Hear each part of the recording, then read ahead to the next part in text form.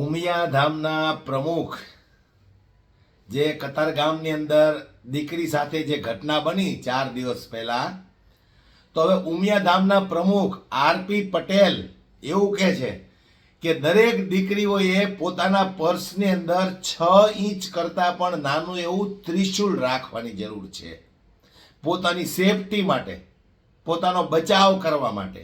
કેમ ભાઈ? હવે દીકરીઓ પોતાના પર્સમાં નાના નાના ત્રિશુલ લઈને ફરશે. તમારી અંદર સમાજના આગેવાન તો થઈ ગયા છો, તમારી અંદર સરકારને સવાલ કરવાની તાકાત નથી, દમ નથી, એટલે હવે તમે દીકરા દીકરીઓને સમજાવવા નીકળ્યા છો કે પર્સની અંદર નાના નાના ત્રિશુલ રાખવા પડશે. કાલ સવારે એમ કહેશો કે પર્સની અંદર નાની નાની બંદૂકો રાખવી પડશે. તો આ સરકારનું કામ શું છે?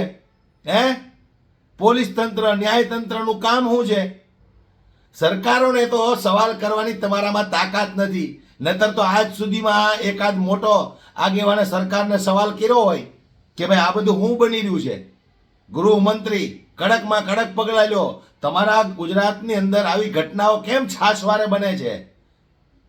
એવું તો બોલવાની એક કઈ આગેવાનની અંદર તાકાત નથી. સમાજના મોટા મોટા આગેવાનો થઈ જવું છે, ફલાણા ધામનો ટ્રસ્ટી થઈ જવું છે, ઓલા ધામનો ટ્રસ્ટી થઈ જવું છે, પણ સરકારને સવાલ કરવાની કોઈનામાં તાકાત નથી. કારણ કે સરકારના ખોળામાં બેઠેલા છે. એટલે સરકારને હું આ લોકો સવાલ કરે? સરકારને હું આ સવાલ કરવાના છે?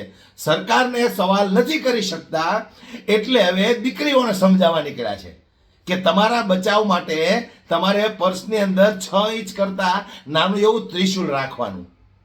હવે એક કાચનો ગ્લાસ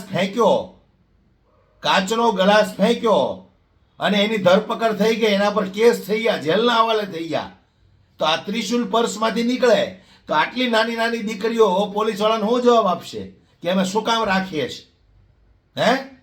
એટલે સમાજના આગેવાન બનવું બહુ સહેલું છે, પણ આ સરકારને સવાલ કરવો એટલો જ અઘરો છે. સરકારને સવાલ કરીને બતાવો તમારી અંદર તાકાત હોય તો, હિંમત હોય તો, કે ગુજરાતની અંદર છાશવારે દરેક સમાજની દીકરીઓ સાથે આવી ઘટનાઓ બને છે, દરેક સમાજના યુવકો સાથે આવી ઘટનાઓ બને છે. કેમ સરકાર એક્શન નથી લેતી? કેમ લુખ્ખા તત્વો ગમે એમ મન ફાવે એમ ફરે છે? પકડીને નાખો જેલની અંદર, આજીવન બહાર ન નીકળવો જોઈએ એવી સજા કરો. પણ નહીં બોલે. સરકાર સામે હું કામ ને બોલું? સમાજમાં સારું થવાનું હોય, સરકાર સામે બોલીને આંખે થોડું થવાનું હોય. એટલે દરેક સમાજના લોકોને હું કહેવા માંગુ છું કે આવા લોકો હોય ને એ સમાજને અંદરથી ખોખલો કરતા આવે છે. સરકાર સામે બોલવાની તાકાત નથી એટલે સમાજને દબાવે છે, સમાજને શિખામણો આપવા નીકળે છે. હાલી નીકળ્યા છો. તાકાત હોય તો સરકારને સવાલ કરો તમારી અંદર કે આવી ઘટનાઓ બને છે, ગૃહમંત્રી તમારાથી ગુજરાત ન સંભાળી શકતા હોય તો રાજીનામું આપો. પણ નહીં બોલે. દલાલી કરવાની હોય, ખોળામાં બેઠા હોય, ક્યાંથી બોલે?